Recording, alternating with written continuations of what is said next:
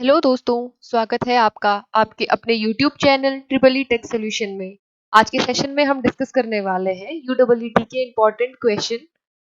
अगर आप चैनल पे नए हैं तो चैनल को सब्सक्राइब कर दें और वीडियो को लाइक कर दें। तो चलिए स्टार्ट करते हैं आज का सेशन। पहला क्वेश्चन आपके स्क्रीन पे दिखाई दे रहा है।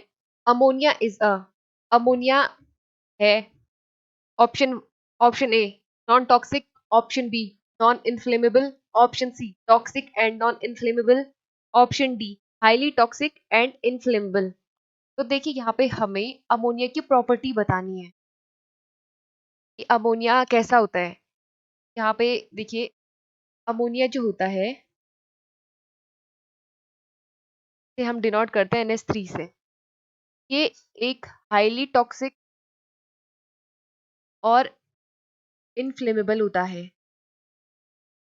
इनफ्लेमेबल का मतलब होता है ये इस आग पकड़ लेता है, और टॉक्सिक का मतलब होता है कि जहरीला। मतलब जो अमोनिया हम यूज करते हैं वो जहरीला भी होता है और इजीली आग भी पकड़ लेता है। अब देखिए अमोनिया को हम कहाँ कहाँ यूज करते हैं। एप्लीकेशन, अमोनिया को हम रेफ्रिजरेटर में एज अ रेफ्रिजरेंट यूज करते हैं। रेफ्रिजरेंट यूज करते हैं, के अलावा हम इसे यूज करते हैं डाइज में, डाई लगाते हैं। के अलावा पेस्टिसाइड में, और पेस्टिसाइड में यूज के अलावा हम इसे वाटर वाटर प्यूरिफायर्स में,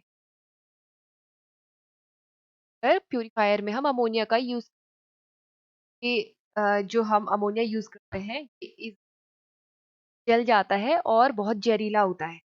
अब चलते हैं अगले क्वेश्चन पे। The most suitable refrigerant of commercial ice plant.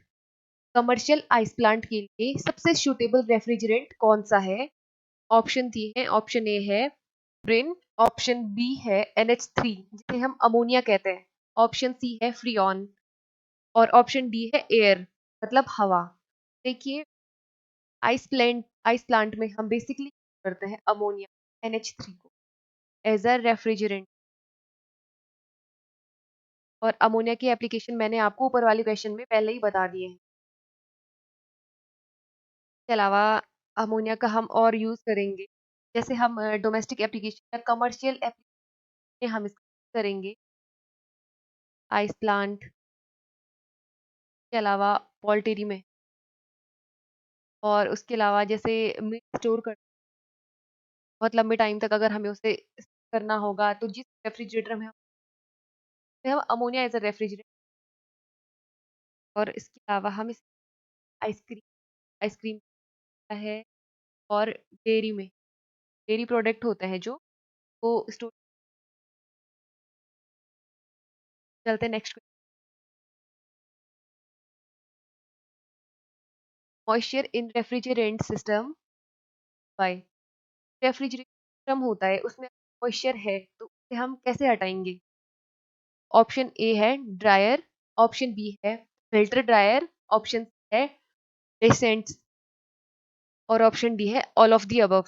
देखिए मॉइस्चर जो रेफ्रिजरेशन सिस्टम में होता है उसे हम ड्रायर की हेल्प से हटाते हैं। ऑप्शन ए राइट हो जाएगा यहाँ पे। अब चलते हैं नेक्स्ट क्वेश्चन पे। Under cooling is under cooling in refrigeration cycle. Refrigeration cycle में जो अंडर कूलिंग होता है तो क्या इफेक्ट होता है ये हमें यहाँ पे बताना है। ऑप्शन ए है यहाँ पे टोपी, टोपी बढ़ जाता है, ऑप्शन टोपी टोपी घट जाता है, ऑप्शन रिमेन अनअल्टर्ड मतलब सीओपी कांस्टेंट रहता है, और अदर फैक्टर डिसाइडेड सीओपी। यहाँ पे हमें राइट आंसर देखिए। जो under cooling process refrigeration cycle की वजह से सीओपी होता है ऑफिशियल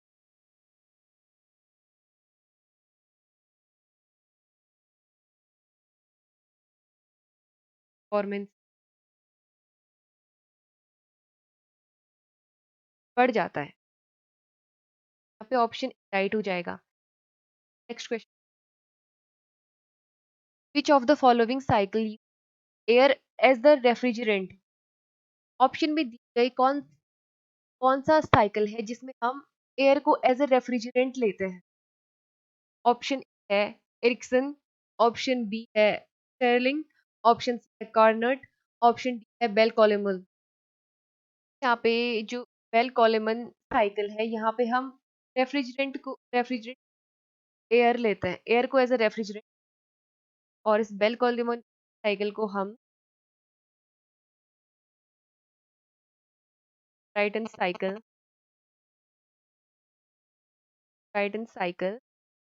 और रिवर्स साइकिल भी कहते हैं। हम इसे और हम यहाँ पे एयर को as a refrigerant,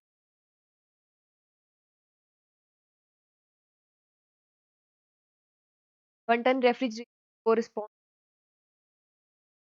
1 ton refrigerant के बराबर है, तो ऑप्शन में दिया हुआ है। Option kilo calorie per minute, option B kilo calorie per hour, option C 80 kilo calorie per minute, option D है 80 kilo calorie per hour. 1 ton refrigerator है, इसकी कुछ बता देती हूँ मैं आपको। पहले जो 1 टन रेफ्रिजरेशन होता है वो इक्वल्स होता है तो 10 किलो जूल पर मिनट के, और ये इक्वल होता है 0.5 वॉट के। अगर हमें डायरेक्ट 1 टन रेफ्रिजरेशन कभी किलो वॉट में बताना होगा, वो हो जाएगा 5 किलो। अब देखिए 1 किलो जूल होता है 0.9 किलो कैलोरी। तो ऊपर वाली इक्वेशन 210 किलो मिनट को अब हमें किलो कैलोरी में बदलना है, तो हम इस 0.239 को इससे मल्टीप्लाई कर लेंगे। 10.29 यहाँ से आ जाएगा 5.19 किलो कैलोरी पर मिनट। यहाँ पे लगभग आंसर है आपका option A, 50 kilo calorie per minute. अब नेक्स्ट क्वेश्चन पे चलते हैं। क्वेश्चन आप पहले भी पढ़ चुके हैं।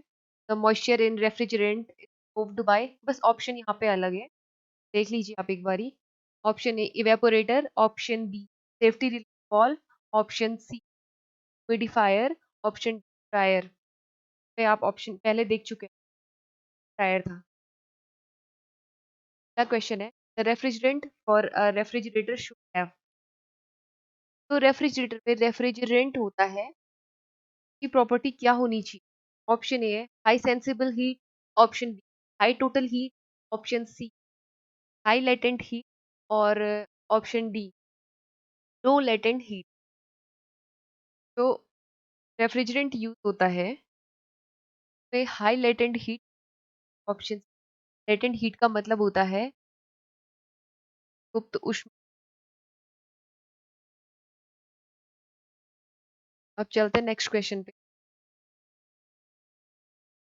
Rating of a domestic refrigerator is of the order of. जो हम घर में रेफ्रिजरेटर यूज रेटिंग ऑर्डर में होता है। Option A 0.1 ton, option 5 ton, option 10 ton, 40 ton. Basically हम डोमेस्टिक रेफ्रिजरेटर करते हैं 0.1 टन ऑर्डर में। Next the CO of domestic refrigerator आपका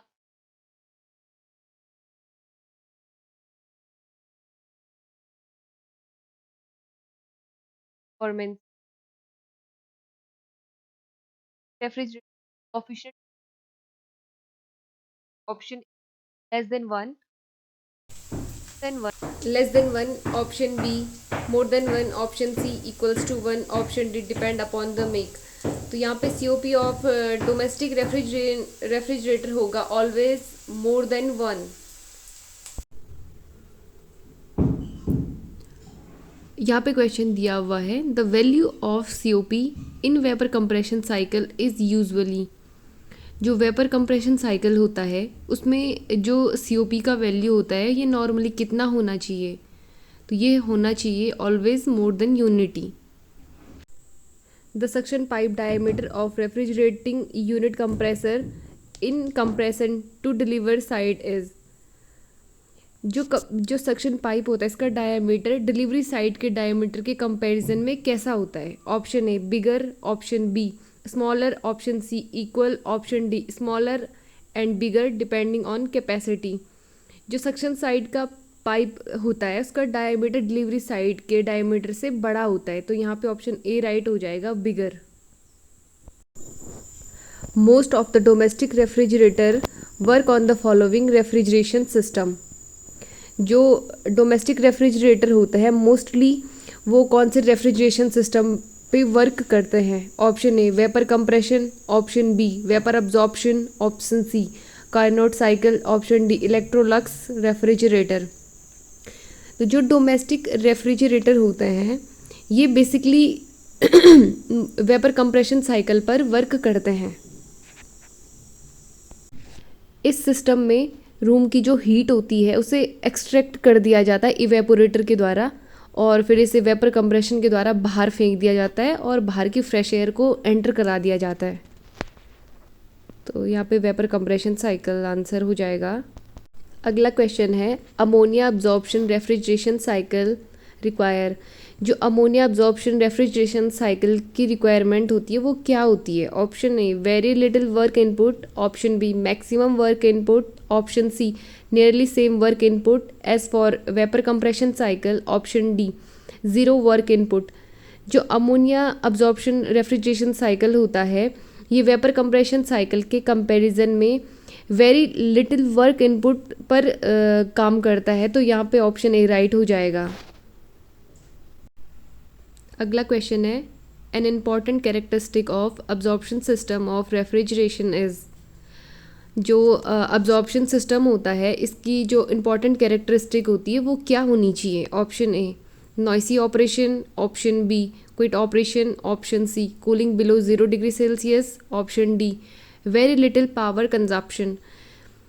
जो अब्जॉर्प्शन सिस्टम होता है रेफ्रिजरेशन का इसका जो इसमें बेसिकली होना चाहिए कि ये क्विट ऑपरेशन करना चाहिए ताकि ये कम से कम आवाज़ करे जिससे कम से कम डिस्टरबेंस हो हमें। तो यहाँ पे ऑप्शन बी राइट हो जाएगा। अब चलते हैं नेक्स्ट क्वेश्चन पे। The boiling point of ammonia is. Ammonia का बॉइलिंग पॉइंट कितना होता है।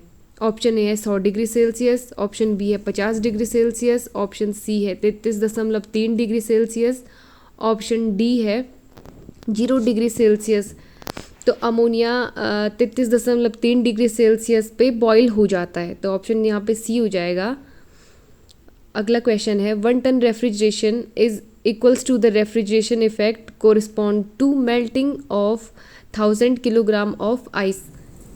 तो यहाँ पे हमें 1 टन रेफ्रिजरेशन की परिभाषा दी हुई है कि 1 टन रेफ्रिजरेशन वर्क तब होगा जब रेफ्रिजरेशन में मेल्ट होगा 1 किलोग्राम आइस और उसके लिए वो होता है 24 घंटे में।